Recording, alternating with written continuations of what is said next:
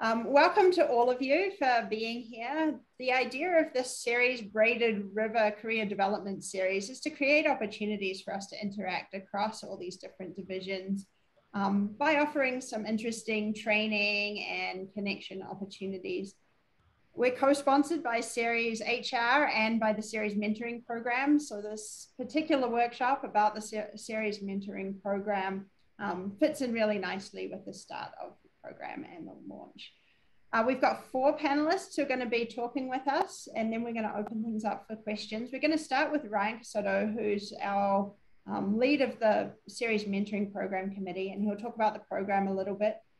And then we're going to invite Alia and Mimi and Katie to talk about their experiences either as mentees or as mentors in the program.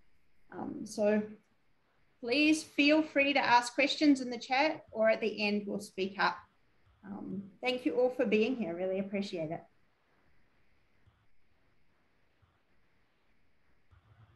Cool. So hopefully you could all see my screen and it's in presentation mode. Is that okay? Cool. Great. So I'll just take a second. Actually, I didn't introduce myself during the last half hour. So my name is Ryan Casotto.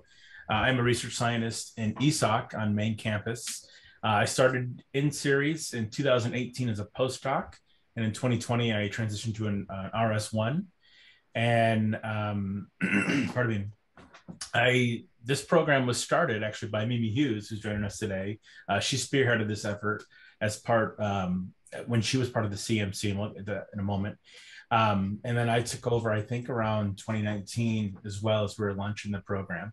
And so, yeah, and so I have been a past mentee. I'm actually kind of excited because my first year signed up as a mentor this year. So, so I'm really excited to see how the whole thing evolves. So I'm just going to give hopefully a 5 to 7 minute overview of the program. Feel free, if you have questions while I'm presenting this, to just either just speak up or raise your hand. I won't be able to, I guess, see it. Maybe Beck can help facilitate that. But so I just wanted to give an introduction to what the CIRES Mentoring Program is. It's an 8-month program. It begins in October. It runs through May of each year. The mentorship it's encouraged beyond that if you so choose, but that's what the commitment we're asking for is sort of 8-month commitment. You meet once a month minimum, 60 minutes per time. So it's just basically an hour a month is all we're asking of folks to commit to that. If they want to do more, that's great. The meeting venues, we've done it in person, in video conference, or on phone if you want to. It's really up to the mentee and mentor to decide where they want to meet. I would just stress that because CIRES is so large that we're spread over 3 different campuses, to keep that in mind when you're selecting your mentee or your mentor, and try to work that out is where you should meet. If one of you is located at David Skaggs and the other one's located on East Campus, maybe try to find a neutral zone, or maybe just use a video conference. Find something that works for you, but try to communicate that in the beginning. There is a mentor agreement form, and this is just basically a guideline to help sort of get those ideas out of what you hope to accomplish in the program, and sort of set expectations over the course of the year. And then throughout the year, we also have training events. We've been really fortunate. The first year we just had 1 event, and last year we had 3 different events.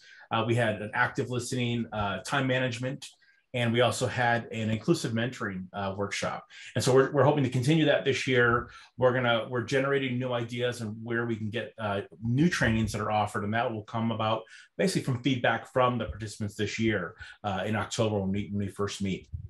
And actually, this photograph in the lower right is Tommy Ocherno, who had given us the active listening and time management seminar when we were in the office. This is at the David Skaggs building before COVID, and this was during the active listening seminar. And in general, the seminar has been really well received. People really just want more of those, and so the committee as a whole is trying to come up with new ideas to try to facilitate that. And so I think the photograph says it all. There's a lot of smiles in that, and so it's a really good way to help build community, pick up some new ideas, some new tips. And a lot of the feedback we receive is that it generally stimulates the relationship. It gives new ideas and introduces some freshness to the mentor-mentee mentor relationships. So the mentorship program, as far as who is eligible, all CIRES employees, whether in all career types, all career stages. If you're an administrator, you're an administrative track, you're an associate scientist, or you're a research scientist, this does apply to all those people. And so there's been a little bit of confusion that, or at least thought that this is only for research scientists, and that is not the case. And so we're really trying to break that that train of thought. It really is open to anybody. And so if whether you're an administrator, you know, an educator, an engineer, you're a software engineer, a technician, whatever that is, it's open to you. Even federal employees, with the exception, federal employees can only serve as mentors only. They can't serve as mentees.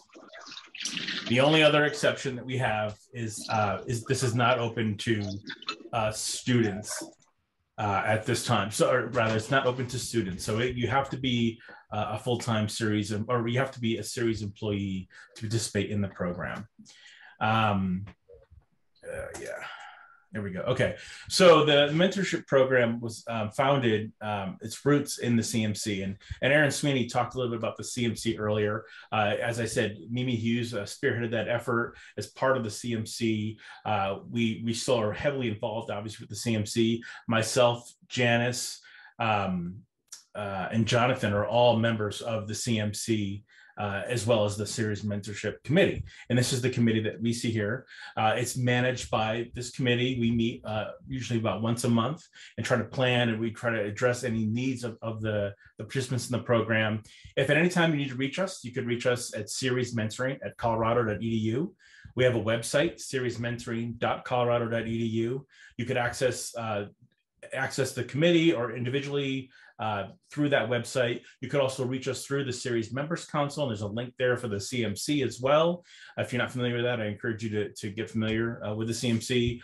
I often just Google CMC and CIRES, and it comes up with the website that I need. So if you have any questions, certainly reach out to the CMC or the committee as well. This is not liking me. Okay. Great. So we have some new things that I want to introduce for the 2021-2022 group. This year, we're introducing new topics, new themes for each month. And so we've tried to do it to try to be as inclusive as possible for all different career types. And so we've tried to come up with a couple of different topics by month. So for example, the first month is just really establishing your career goals and how best to achieve them. And so that sort of blankets across whether you're a software engineer or whether you're a support staff or whether you're an administrator. It really sort of speaks to both those career paths, all those career paths. In November, we have another suggested topic for one, network presentation and communication skills. This is maybe geared towards the associate scientist, the research scientist who's getting ready for the AGU or AMS talks in December and January. If that's not really your style, or if you're more interested in professional development, we have another suggested topic where if your needs, trying to identify where your needs are being met. Identifying what types of development you should seek and how to request those resources. Just sort of, again, these are just suggested topics. And this goes throughout each month. You'll get a monthly email from the CIRES Mentorship Committee. And in that, some of them will be some suggestions, some of them will be some resources, and each one will include a monthly theme, which you don't have to adhere to, but they're just recommendations if you're kind of trying to come up with if you're coming up stale in your conversations. The other thing that's really new for this year, we're really trying to build on the community event. So the last couple of years, it's really been a sort of mentor-mentee pairing, and the committee sort of checks in once in a while. We have these training relationships, but in addition, we're going to still do all that. But in addition, we're trying to build this community. And so what we're going to do is, for starters, we're having this first Braiding Your River Careers Development Series today, right? And there's a panel discussion. We're trying to raise awareness, advertise for the program, answer any questions you may have. I've heard some people are sort of hesitant because I'm not sure if I'm qualified to be a mentor. We're hopefully going to put all that to rest. And so we'll hopefully answer all those questions. On October 4th will be the official kickoff of the program. There'll be a formal kickoff event. It'll be a 2-hour event with committee and participants, introductions. And we're also going to try to establish these support groups, both for the mentees and the mentors. So we'll have sort of breakout groups and sort of basically developing the community within the mentees and then with the mentors, so they can rely on one another as well as the committee to answer any questions, or if they're having difficulties or coming up with conversational pieces, those sort of things, is sort of establishing those support groups. And then in January and February, we're hope to follow up with a follow-on event to sort of just check in, get ideally, we had envisioned this being a social event. So we're still trying to develop this as COVID keeps evolving. And so right now, like, for example, this is virtual. The October will be virtual. I suspect the January, February will be virtual, but ideally, eventually, we'd hope to go to sort of a live event, in-person event, where we can actually socialize a little bit and get some of that community building. I did see a hand raise quickly. I didn't see who did Ashley. it. Go ahead, Ashley. Hey, so when it comes to networking, do you have a mechanism yet for keeping in touch with like alumni? I'm assuming this is something you're going to want to do over the long term. So just having been part of like an MBA program and stuff like that, like an alumni network is usually very helpful when it comes to future professional opportunities in the research space, or even in professional, like business space too. So an alumni group, curious about that, if you guys have a strategy for that. Within the mentorship program itself, like the past mentors and mentees? Yeah, and just kind of like maybe even the CIRES in general, like, because I'm assuming like this is to help people with their careers and provide an opportunity for people to help others. But I feel like the social power comes from the people that are a part of it and have been a part of it in the past. Yeah, so I mean, we, as the committee itself hasn't, we have a list obviously of who has participated in the past, and we've actually been quite fortunate that a lot of the people from year one also participated in year two. Got it. And so we're in our third year in our program, and so I guess our alumni group isn't that big yet, but that's something we absolutely totally understandable. Could consider. But that is a great idea as far as sort of building that network. And hopefully, I guess maybe with the October 4th kickoff, that would like sort of start that, right? It's sort of you introduce people, you break down those walls, do icebreakers, and then you're able to sort of establish those networks, which hopefully grow organically. But that's something that we could certainly look into for sure. Awesome. Cool. Thank you. Katie has her hand up too. Yeah. Go ahead.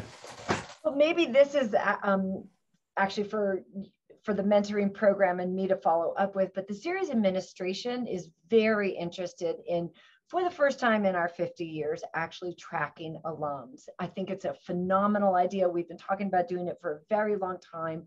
We finally can see a future in which we have the IT support to do this kind of thing like any normal department would.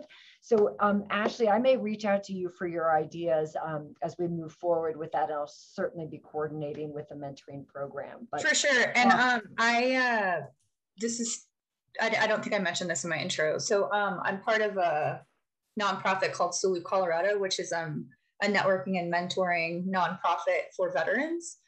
And so I have somewhat of a experience to be able to maybe help with that. And if not, I have connections of people that do program management and the executive director that work there that might be helpful. And also just the business school, when it comes to trying to figure out a model that might work for what CIRES is trying to do. Cool. Thank you very much. Ashley, this is all really great. And thank you, Katie, for weighing in. That's a really good information.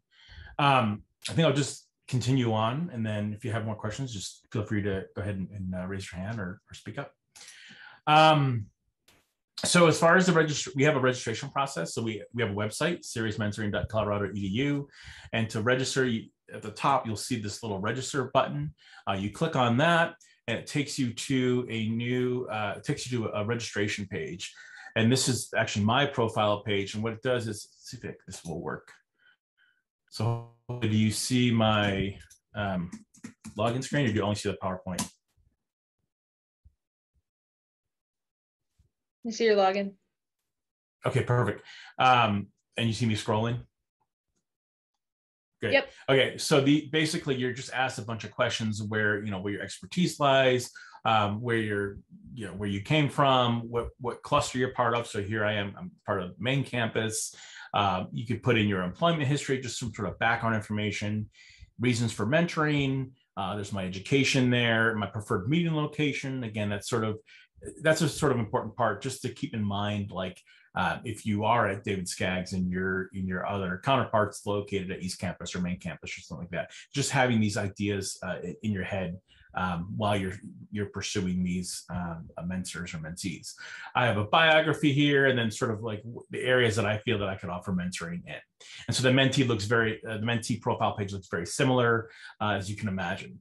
And so I think we'll just close on that. And that's the registration process. Once you complete the registration process, what happens is, so right now we're in the middle of the mentor registration period. It runs from September 7th to the 17th. That'll close, and then the mentee registration period will open on the 20th, and I'll run through October 1st.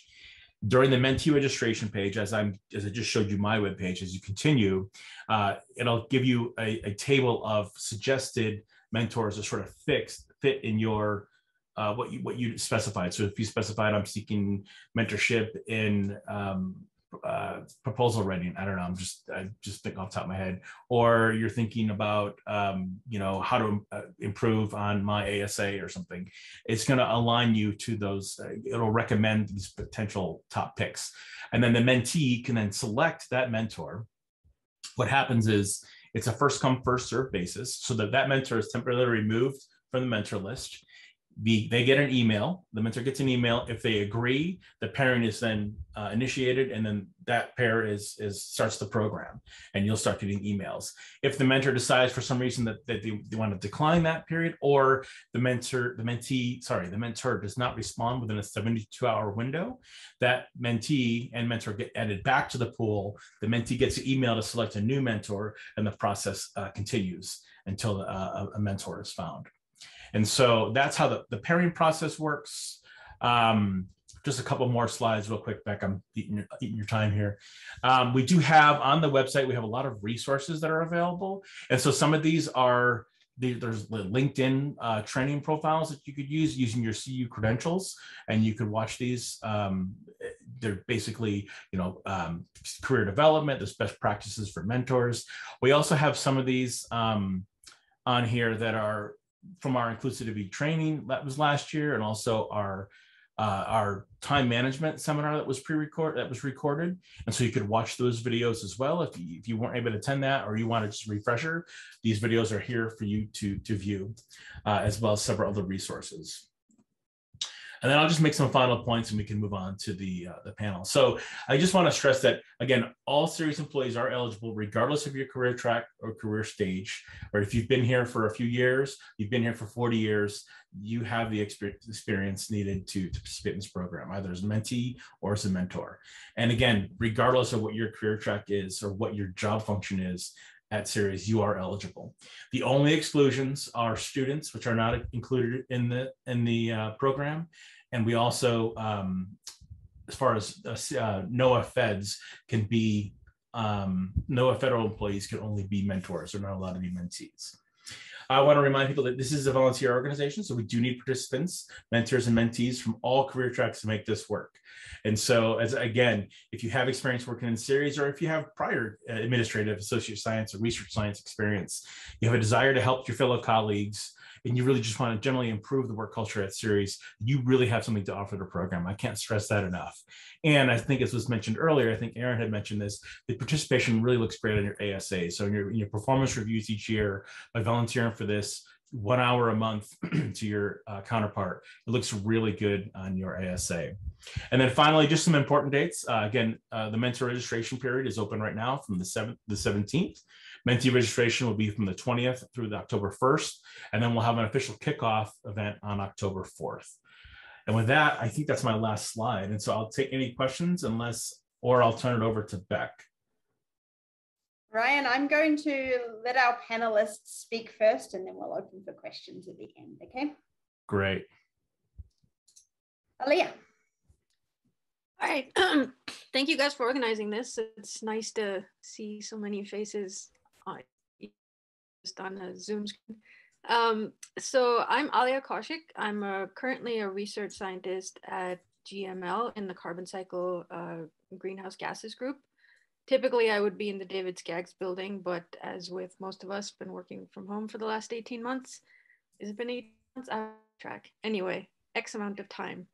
I have I was in the CIRES mentoring program last year as a mentee. I previously had participated in the AGU 365 mentoring program along with Janice actually, and that was that was my first experience in mentoring. So CIRES was kind of my second, but I really enjoyed the CIRES experience because it was much more customized to what I'm currently doing and navigating my way around CIRES. And I think that was the main reason I signed up, was just to learn how to navigate CIRES, how to navigate my career at CIRES, you know, how to deal with challenges that come up in the workplace and things like that. And my mentor, who you're going to hear from later, Mimi, was just awesome. I mean, it was, especially with the pandemic, both of us were just kind of, you know, hanging in, I think, at times, but connecting with her, I think, was really helpful for me, just to have somebody to talk,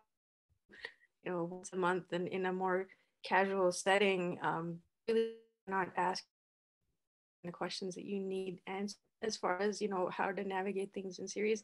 I will say that, you know, all my supervisors and senior fellows and GML are terrific and have never turned me down for advice, and are always full of really helpful advice. But talking to Mimi and getting a more specific view of her track through CIRES was really helpful for me. So I don't know how long I've gone on, but maybe we can pass it on. Thanks, Alia. Super helpful to have an early career scientist talk about her experiences. Yeah, sorry, one more thing I will mention. I am also a foreign national, so navigating the immigration system and doing other things is also something I'm familiar with. So if people have questions about that, feel free to reach out to me even outside of just the mentoring program. Thank you so much. Katie, would you like to introduce yourself?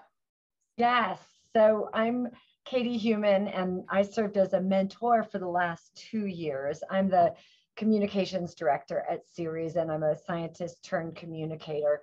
Many more years in communications than in science.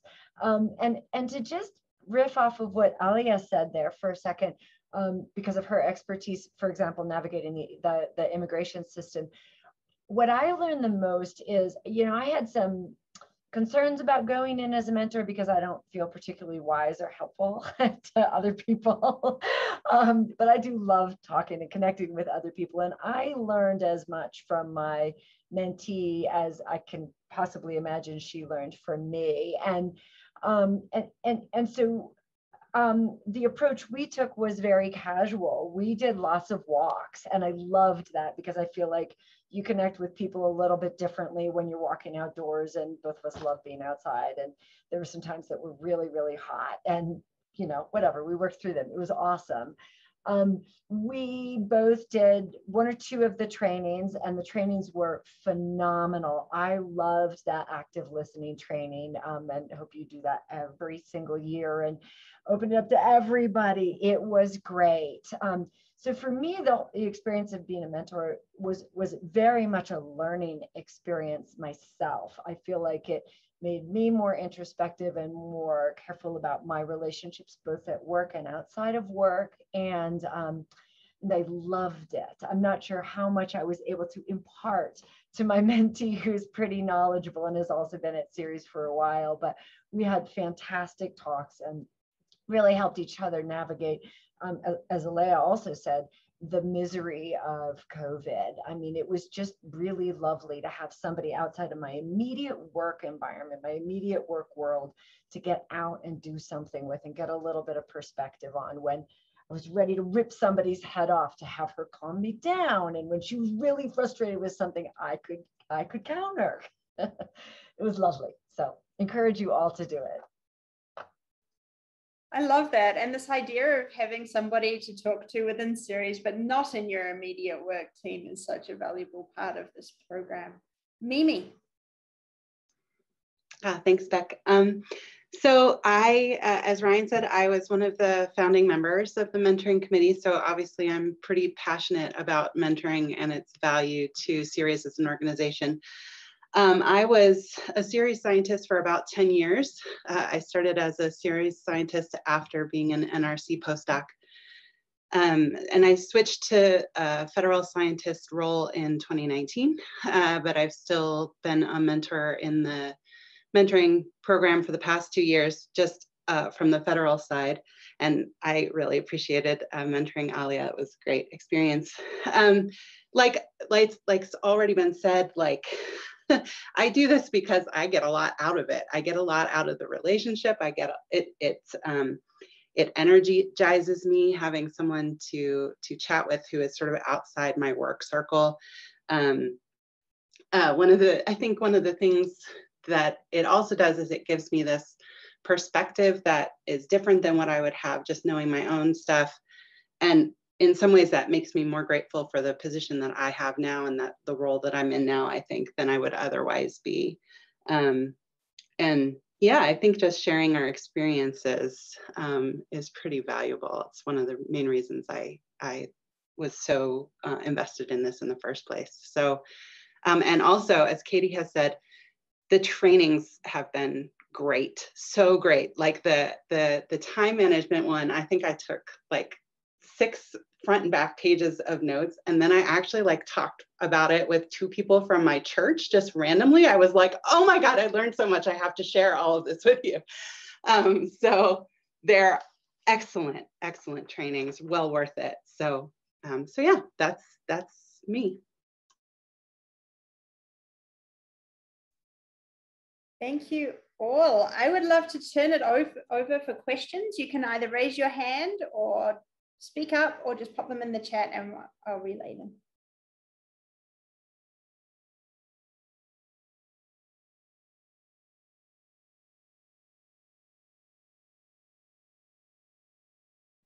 I'll start then.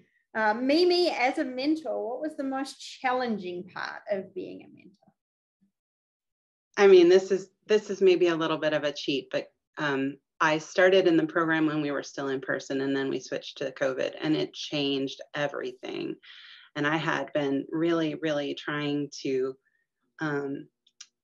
do more of a sort of question my mentee approach.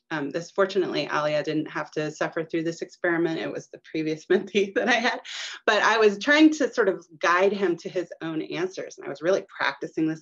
And then COVID hit and I was just like, I'm sorry, I got nothing. I can't do it the way I was doing it. I can't, but we still met and we had this shared experience and it did sort of color everything that we were doing.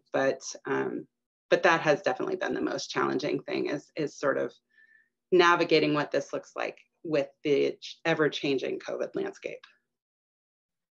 Yeah, I will say one thing is I'm super grateful for Mimi's flexibility. I think all of us have been occasionally caught up in I have no idea what hour it is, what day of the week it is it a weekend yet? Just kind of losing track of everything during COVID has been easy to do. And so I'm really grateful that Mimi would be like, hey, I'm on this call, where are you? And I'll be like, oh crap, can we meet next week? I'm really sorry. So I really appreciate the flexibility. And I think that's another nice thing about this space is that we are focused on getting stuff done, but we are also casual in some ways. So I really appreciate that.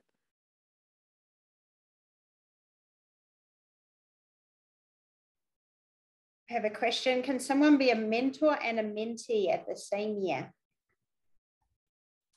So the answer is yes, you can. And that would be great. It would be fantastic. And so there is the way to do that is you actually have to register with 2 different email addresses. And so right now we don't have the functionality to operate under 1 email address. So you have to create 2 different profiles, one as a mentor and one as a mentee. And then you can absolutely participate in the program in that way.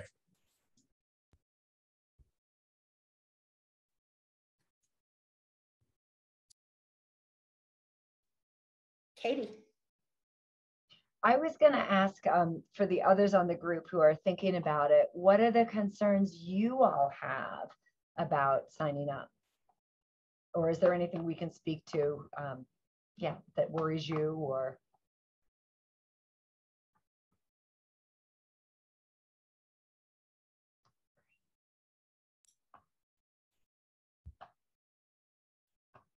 Go ahead, Katie. That's all. Oh, could you hear me? Yep, I saw your hand come back up. I was just going to give you the I didn't mean to. Betsy's got her hand up now. Betsy. Hi. Yeah, I guess I was kind of trying to figure out where the line is between mentee and mentor, because that previous question about can you do both? It seems like in the relationship with your mentee or your mentor, you're going to be learning from each other. And so I was wondering, if you're a mentor, are there certain rules that you follow versus if you're a mentee, or not rules, but how do you keep those separate, or does it matter? Is it just more kind of free form? Does that make sense? Maybe. Yeah, I can speak to that. Oh, sorry, Lee. No, go ahead. Go ahead. Okay, yeah, no, I can speak to that a little bit. So as a mentee, I found it helpful at the very beginning. After we had a little get to know you period, as we all do. Mimi and I have been we sort of knew each other a little bit from a previous workshop, so that was nice. But very early on in our relationship, I tried to establish a list of questions or things that I wanted answered or that I would like to get to know more about over the next 8 months. And it was helpful for me to try to track those goals going forward. And so it was mostly me asking a lot of questions on the mentee side, and on the mentor side, I feel like not just answering my questions, but also, as Mimi said earlier, kind of pointing me to which questions I should be asking and how to reframe my thinking, I think was super helpful for me. So I don't feel like, for example, I'm ready to be a mentor yet. I don't think I have enough experience at CIRES, although I was a CIRES grad student, so I know a lot about the organization, but I'm not entirely sure what I'm going to sign up for this year. But I went into it with really trying to have clear expectations as to what I wanted to achieve in the next few months. I can just sort of add a layer to that, where I think this is something that you can discuss at the beginning of your partnership and decide how formal or informal you want to keep it. Because I do think that for instance, if one of the things that you signed up as a mentee to try to do would be like writing more, or writing faster, writing something, right? Writing more proposals, or you could use the mentor as an accountability partner. And I think in that sense, it might be a little bit more formal than just showing up and saying, hey, what do you want to talk about today? Because it would be like, okay, so the mentor might have this responsibility of being like, last time we talked about this, can you tell me how that went? What went well, what didn't go well, what should we work on for next time, and sort of track it a little bit more tightly. And I think that many of them, I've done it both ways, where it's been very, very informal, but also where it's been a little bit more formal. And I think they're both really functional and useful relationships.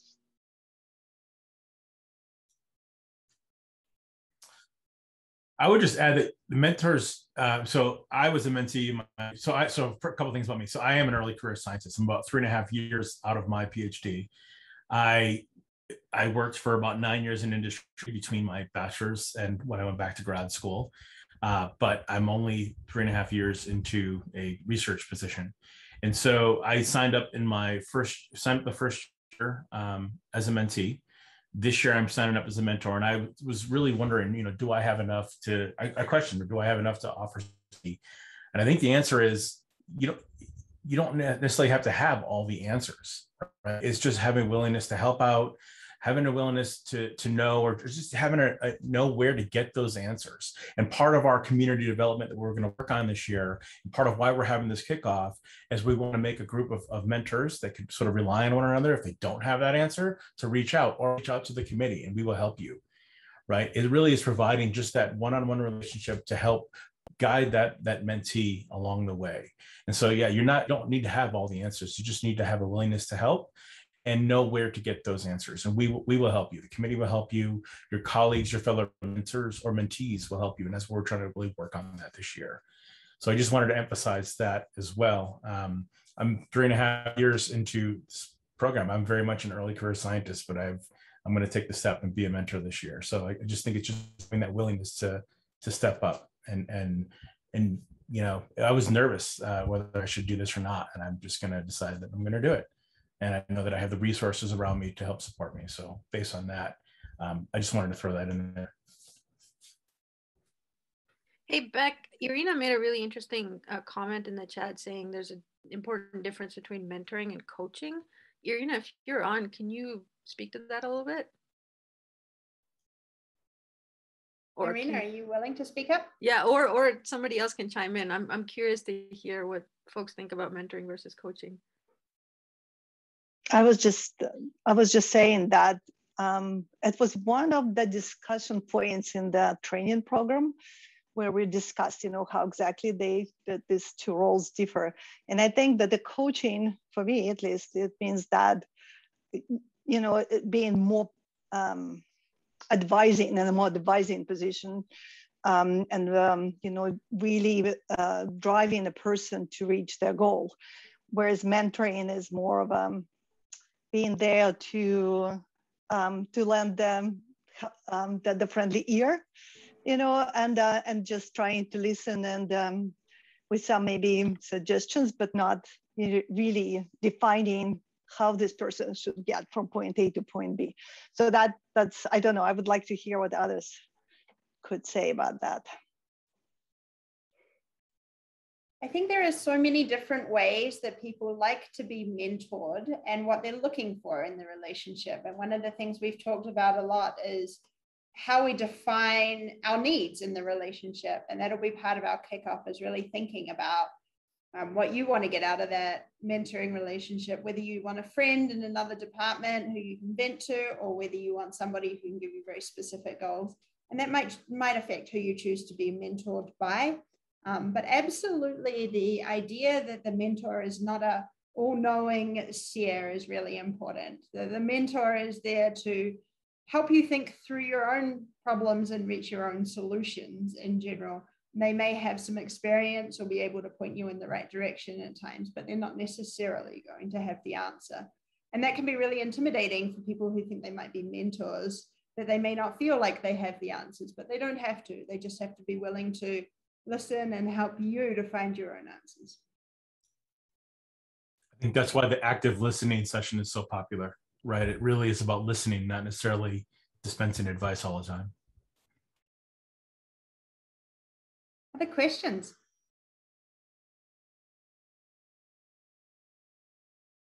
Katie, would you talk about how you feel that being part of the mentoring program has helped you feel like you belong or don't belong within CIRES?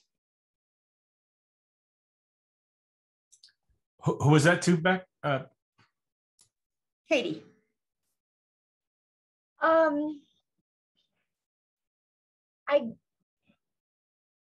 I guess I think that's a great question. It might be a better question for someone else, Beck, because I'm in this administrative role. And so I feel pretty embedded in CIRES already. But it reconnected me to NOAA, especially during COVID when I didn't have my 1 day a week over at NOAA. And I loved that because my mentee was from over there. So at least I got little tidbits, kind of from the NOAA side of our enterprise, which I'm feeling a little bit more disconnected from with COVID, especially now that I'm coming back into the office, and NOAA-based CIRES people aren't, Mimi, you, but, a handful of people are getting in periodically, but so I'd be curious actually to hear other people's response to that question. Yeah. Alia, would you be willing to? Well, so I've also been with CIRES for a while now as a grad student. And so I was already pretty familiar with CIRES as an organization, and I have loved being here. So I will say being a part of the mentoring program has only strengthened that. What I really appreciated was the very CIRES specific mentoring that I got from Mimi, because she's been through the track that I'm on. And I was an NRC postdoc as well. And now I'm a research scientist as of January this year.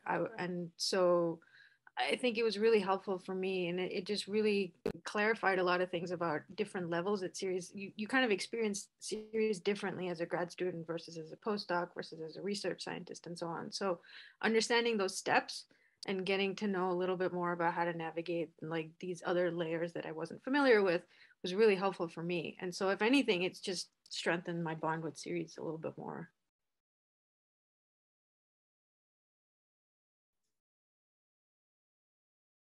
Great answer, thanks.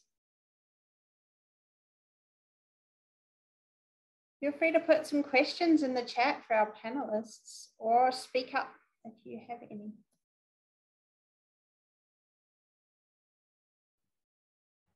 Can I'm thinking about it a little bit more, and I say one more thing, if that's okay.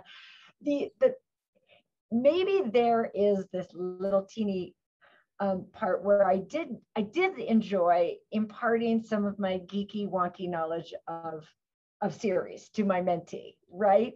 Because I do get that, like, I mean, Mimi's nodding emphatically because she knows CIRES so well. Like, there are some little quirks of this place, many delights, and some quirks that it is marginally helpful to know about as you navigate this.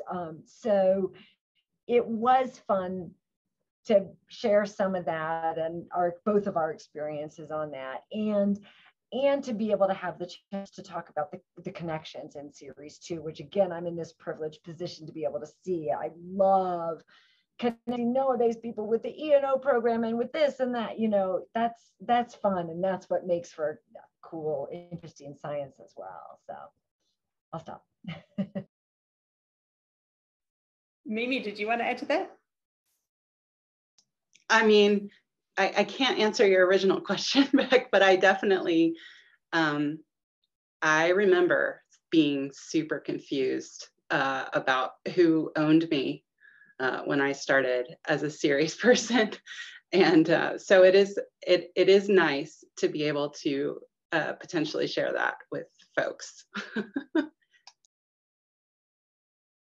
Yeah, I think a lot of us that work over in the SCAGS building develop a little bit of a split personality sometimes, as far as keeping track of both the NOAA rules and the CIRES rules, and then just trying to figure out which applies when. So yeah. Irina had a question in the chat about how the virtual mentoring experience has affected us, and I thought I'd jump in there because this year has just been so weird. But I have appreciated the flexibility that virtual mentoring offers. So I can literally jump from one meeting to the next without having to worry about biking over to campus. Not that we'd have to, because Mimi and I are in the same building, so we'd probably just meet in the cafeteria. But if I had another mentor, we'd have to figure out where in Boulder to meet.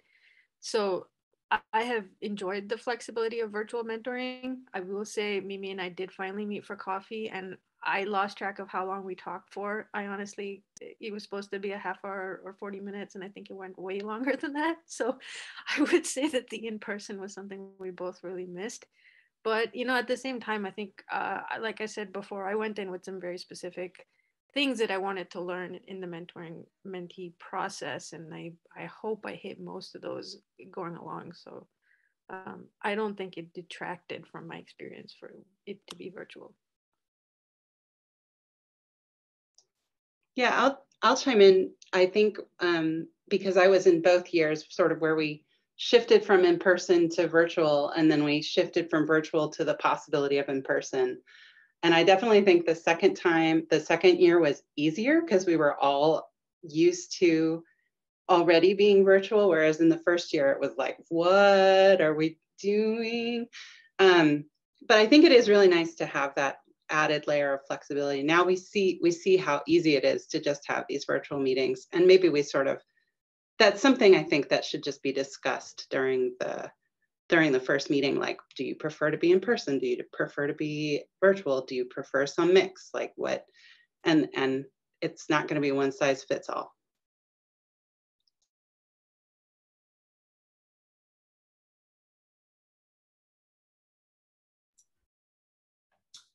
I was going to add that I took advantage of the flexibility of COVID to do the in-person one, just because that was really important to me and my mentee. And so kind of knowing that I have a boss who allows me to flex time increasingly because of COVID, I could skip out for a couple hours a day in the middle of the day and go for a long walk and then come back and finish up my work day later in the evening. And so that works too. I mean, I think it is just a matter of what you and your mentee decide, or mentor.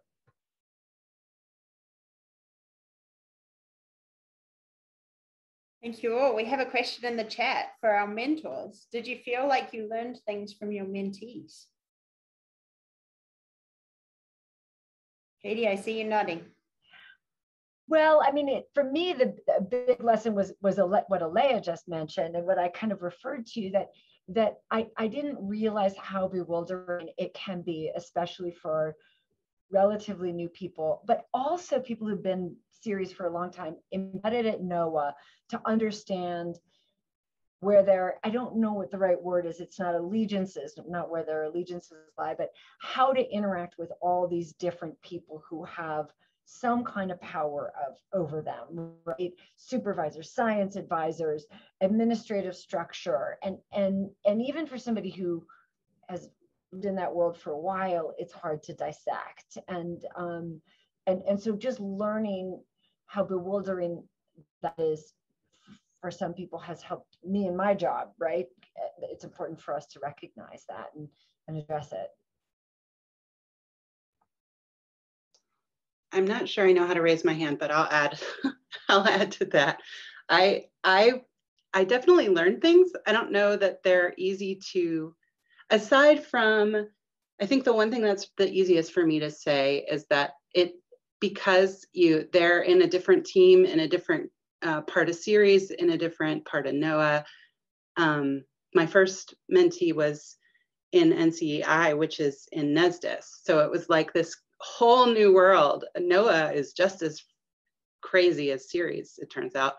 And you get a lot of different perspective from seeing the situations that your mentee is in. So I definitely think you learn something. It's not like I learned how to bake a cake, but it's like you do learn things, yes.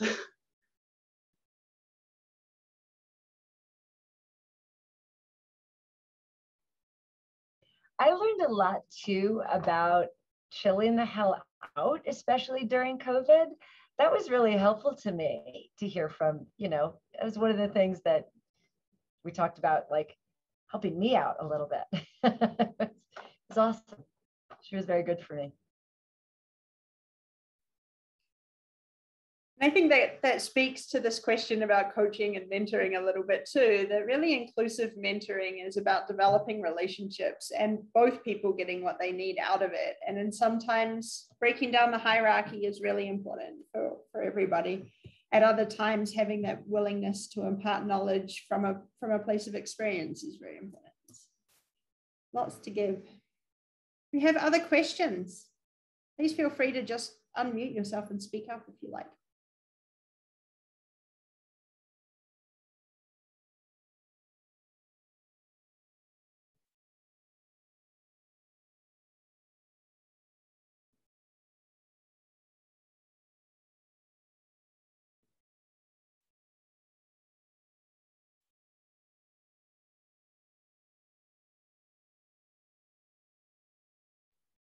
Beck, I would just offer up that if anybody wants to reach out personally, I'm available. Have any questions?